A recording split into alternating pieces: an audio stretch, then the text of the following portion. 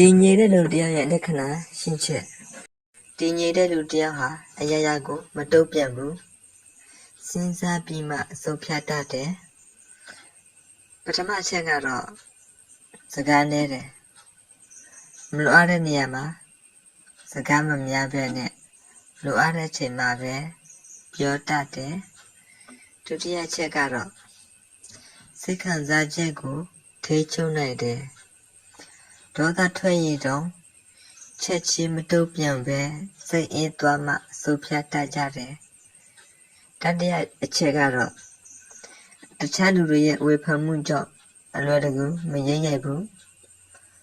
ကိုယ့်ရဲ့အညီမချက်ကိုပဲအာရုံစိုက်တတ်တယ်စတုတ္ထချက်ကတော့ဂတိကိုတန်ဖိုးထားတယ်ပြောပြရင်တတ်နိုင်သမျှအကောင်အထည်ဖော်ဖို့ကြိုးစားတတ်ကြတယ်ပစ္စမချက်ကတော့အချိန်ကိုတန်ဖိုးထားတယ်အကျိုးမရှိတဲ့အရာတွေမှာအချိန်မဖြိုးဘူးဆဋ္ဌမအချက်ကတော့အမြဲတည်ယူနေတယ်နေ့တိုင်းအသည့်တစ်ခုခုကိုလေ့လာပြီးကိုတိုးတက်အောင်လုပ်တတ်တယ်တတမချက်ကတော့ပြဿနာကိုအပြစ်တင်မနေပဲအဖြေရှာတယ်